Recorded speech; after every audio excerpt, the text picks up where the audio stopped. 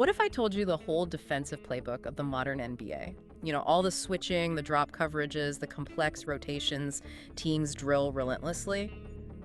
What if it all just got, like, completely dismantled, exposed by a 24-year-old? Yeah, it sounds maybe a bit much, but the sources we looked at make a really strong case. Tyrese Haliburton didn't just have a hot streak. It was more like he showed the league exactly where its defensive foundations are. Well, shaky. And the vibe from the sources, the league just wasn't ready.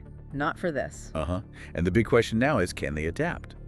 And how fast? Or is this, a fundamental shift that defense will be chasing for years? Okay, let's really get into the source material you sent over, because something fascinating is definitely happening. This isn't just, oh, one player is playing well. This is potentially one guy revealing a systemic issue in how the whole league defends. So, our mission today, unpack how Tyrese Haliburton, with his unique game and, maybe more importantly, his unique mind, is kind of challenging everything. We'll look at specific examples, break down why even top defenses struggle against him, and figure out why everyone's suddenly rethinking things. It's a great example, actually. Sometimes the biggest disruptions aren't about pure physical power.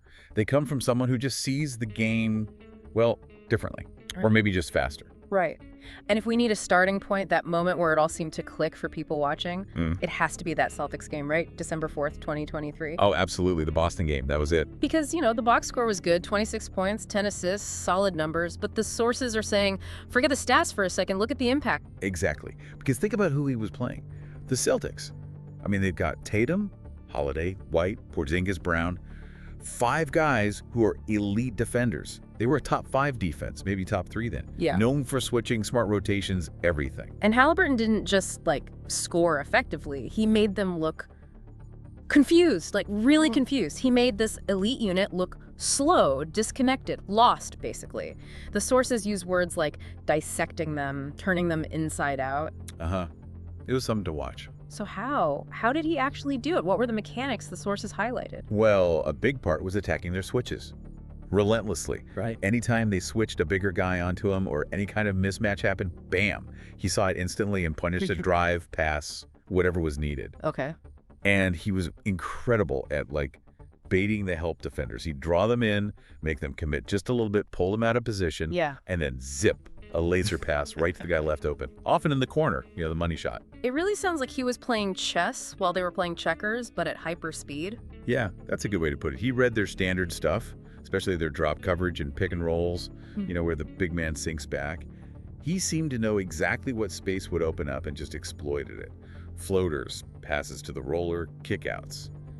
Easy reads for him, apparently. That sense of control must have been palpable. Have you ever watched a game, any sport, really, where one player seems totally in charge, like they know what the defense is going to do before the defense does? That's the feeling the sources gave about Haliburton that night. He wasn't just reacting, he was dictating. And that Celtics game, it wasn't a fluke. It was just maybe the clearest example of this bigger thing happening, which leads right into what the sources say about the state of NBA defense generally. They're kind of arguing there's this identity crisis. An identity crisis? How so? I mean, offense is king right now, right? Pace, spacing, everyone's shooting threes. It's a different game. Are the sources saying defense just kind of fell behind? That's pretty much the argument. Offenses have evolved like crazy, using analytics, new strategies. Yeah. But defense. The sources suggest it's become a bit predictable, maybe even stagnant, relying too much on just a few core schemes. Okay, so what are those main schemes we're talking about, just so everyone's clear? Mostly, you see a lot of switching. Defenders just trade assignments on screens to avoid getting beat or creating mismatches. Then there's drop coverage, like we mentioned, mainly for pick and rolls. Big guy drops back to protect the paint. And, sometimes you see zones, guarding areas instead, players. Right, switch, drop, zone. Pretty standard stuff. And the sources say these all have, built-in weaknesses. Yeah, significant ones, especially against smart offenses today. Switching, like Haliburton showed Boston, can create mismatches if the offense is quick to spot them. Drop coverage basically gives you the mid-range or floater, and if the guard gets any space, it opens up lobs or kickouts, zones. Well, precise passing can tear them apart and make defenders collapse. So the schemes simplify things, but also make defenses predictable. And what about that ugly truth the sources mentioned? That sounds ominous. It is a striking phrase, yeah. The argument is that a lot of modern defense is kind of boiled down to just containment. The goal isn't always to aggressively stop the offense, make plays, get steals. It's more about keeping the ball in front, preventing easy drives, forcing tougher shots late in the clock. So damage control, almost. Yeah. Don't give up the easy bucket. Make them work for it. Exactly. It's reactive, just trying to survive the possession. But Haliburton, according to these sources, he's not playing that game. His mind, they say, is like 10 steps ahead. He's not reacting to where the defender is. He's making plays based on where the defense will be. So if the defense is just trying to contain, but the offensive player already knows the containment plan and how to break it, the whole thing kind of falls apart. That's the point. He's showing just how fragile that foundation is when you face someone processing the game at his speed, with his foresight. Okay, let's zero in on that processing speed. His mind, the sources call it his superpower. It's not just being a good passer, it's something more fundamental. Right, it's the speed. The speed his brain takes in the entire defensive rotation, understands it, and makes the right decision. Most guys are seeing it happen than reacting. Haliburton, they describe it like he's warping space, because his decisions seem to happen, well, faster than the defense can execute its plan. Warping space. Wow. How does that actually manifest on the court? What does it look like? Give us some examples. Okay, so you see it in those passes that look almost effortless, right? Yeah. Might be driving, kind of fading away, and he'll whip a one-handed pass to the corner. He hasn't even really looked there recently, but he knew. He knew the held defender is cheating over and knew the corner would pop open. Or he'll use just a little hesitation dribble. It's not even to beat his own guy. It's just to freeze the big man in drop coverage for like half a second. Yeah. Because he knows that half second is all his roller needs to get open for a no-look lob. Delivered perfectly, of course. He's punishing them for their intentions, not just their actions. Surgical is the word. Exactly. He's weaponizing foresight. He's using the defender's own training. Their instincts rotate to help tag the roller against them. There was that one specific example in the sources that really illustrated this, the fake lob one. Oh yeah, that's perfect. Standard pick and roll. The help defender does his job, rotates to tag the roller, stop the easy dunk. Haliburton sees him start to move, instantly pump face the lob. Okay. Now that defender, and maybe the roller's original guy too, they react to the fake. They jump, they shift, and then before they can recover, Haliburton just slips a simple bounce pass to the roller who's now wide open because two guys just jumped at a ghost. He's playing mind games out there, like that anonymous scout quote, right? He's playing like a quarterback with the defense's playbook in his hand. That's such a great comparison. He's not winning with pure speed or power. He's winning because he seems to know the defensive play is better than the defenders do, and he's running counters before they even finish their assignments. Imagine playing chess, right? But your opponent already knows your next 3 moves. What does that kind of foresight, that processing speed, actually mean on a basketball court? It means that predictable rotational defense is in deep trouble. Because, yeah, as the sources dig into it, modern defense is all about these coordinated sequences. Hedge, recover, big man drops, weak side helps, rotate, rotate, rotate. But the whole system kind of relies on one big assumption. Which is? That the offense, especially the guy with the ball, can't read and react to that whole chain reaction instantly, in real time. And Haliburton just blows that assumption up. Coming off a screen, he already knows, okay, this team usually drops the big, or their weak side help comes from this spot. He knows the corner guy might cheat in, and before the defense finishes its little dance, he's already sent the ball to where the gap will be. The defense is moving, like the sources say, like it's on rails, following the script. But Haliburton, he's not just watching the train. He feels like the conductor who's already switched the tracks, sending the ball exactly where the defense won't be in the next second. And that's why these systems fail against him. To his brain, they're predictable. They're automated. He's not trying to beat them physically. He's solving the puzzle before the pieces even finish moving. It really highlights something. Modern defenses are built for athletes, for length, for physical traits. But they might be really vulnerable to just pure basketball IQ, operating at like warp speed. He's playing the mental game, and frankly, he's winning it. And we've seen the results, the real-world damage, right, beyond just Boston. The sources mention other teams, other schemes getting cooked. Oh yeah, look at Miami. The Heat, known for that tough, switch-heavy D. Haliburton faced them. Sources say he just diced them up, found the mismatches the switches created, and attacked. What about the Bucks? They love that deep drop with Brook Lopez. How did that go? Haliburton barely seemed bothered.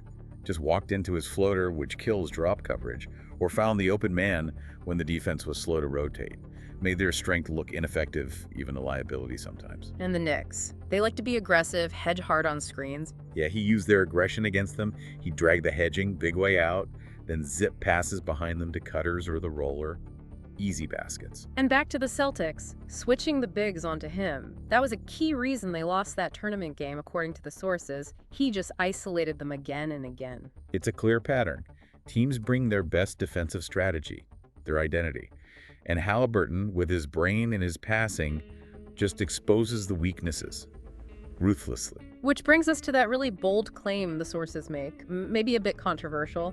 Haliburton is the NBA's defensive litmus test. It's strong language, right? A litmus test means basically if you fail against him, there's something fundamentally wrong with your system. And the consequences they spell out are pretty blunt. If your system isn't completely sound against this kind of smart attack, if your help is a fraction slow, if your big can't handle being pulled out into space, then, quote, you're getting cooked, period. No hiding. It forces teams to ask, are our core principles actually sound against someone who beats you mentally, not just physically? Now, let's tackle something people might be thinking, something the sources acknowledge. He's not, the fastest guy on the court. He's not an explosive leaper. Exactly right. The sources are very clear. He's not Ja Morant flying through the air. He's not Westbrook in his prime overpowering people. His game isn't built on physical dominance. The words used are more like slow, methodical, calculated, almost the opposite. And yet, despite not having that top-tier athletic burst, he's breaking defenses like they're glass, as one source put it. Pretty vivid. Why? What's the explanation? It comes back to the processing. You can't block a pass you didn't see coming. You can't stop a read that's already happened in his head. His advantage isn't physical speed, it's mental speed. His brain is the elite tool here. You can kind of place him in that line of super smart guards, right? Like Chris Paul, Steve Nash, maybe Luka Doncic, though Haliburton's physically different from Luka. He's got some of CP3's control, maybe without the perceived edge. Some of Nash's passing flair, but with a much better jumper. So the point isn't just that he's good at exploiting current defenses. The sources are suggesting he's actually causing a shift. He's forcing the defenses themselves to change. Which leads to the big question. What do teams do now? If Haliburton really is this litmus test, the takeaway seems unavoidable. Teams have got to rethink how they defend, maybe fundamentally. What kind of adjustments are we talking about? What do the sources suggest? Well, if you love to switch, you don't just need versatile bodies, you need smart defenders. Yeah. Guys who communicate flawlessly, who don't fall for the fakes, who stay disciplined. And for drop coverage, that traditional big who just camps in the paint might be endangered. Increasingly, yeah. Against guys like Haliburton. Those bigs need to be able to move their feet way better, maybe challenge higher up, or teams just need bigs who can switch effectively. That old model looks shaky. And your help rotations. The sources basically joke they better be psychic. Because if you're even a hair late rotating, if you're just starting to move when he releases the pass, too late.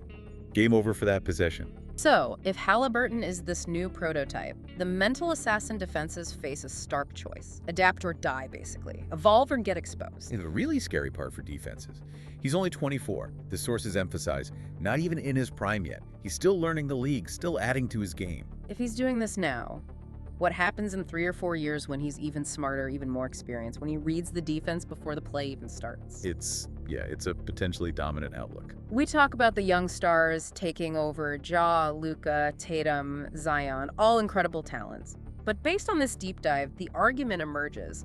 Tyrese Haliburton might just be the most system-breaking young star of them all. Because you can game plan for athleticism, right? Yeah. You can try to build a wall against sheer force.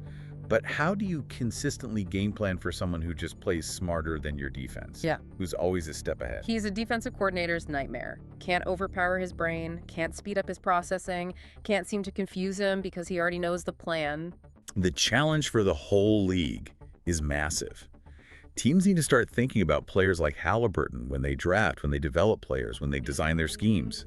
It's a new factor. Because if they don't adapt, and adapt quickly, the sources are pretty clear. He won't just win games, he will systematically ruin defensive systems. And you're going to watch it happen one pass at a time. So we got to ask you, listening to this deep dive, based on what we've pulled from the sources, is Tyrese Haliburton, maybe kind of quietly, the smartest offensive player in the NBA right now? Yeah, and has the league accidentally created the perfect counter to its own defensive evolution with his unique skill set? That blend of vision and processing. And looking ahead, if defenses don't seriously adjust, are we heading for a future where guys like Haliburton just run the league? Like hackers finding exploits in outdated code? We really want to know what you think. If you feel like NBA defense needs a major shakeup, drop a fire emoji, roll in the comments, let us know. Or hey, if you're already a huge Halliburton fan, tell us what's the one play or skill that you think best shows off this incredible foresight. Seriously, your comments, your likes, your subscriptions, they help us keep doing these deep dives. So please engage. Share this with someone who needs to understand how Halliburton is kind of rewriting the rules. Thanks for joining us for this deep dive. We'll catch you on the next one.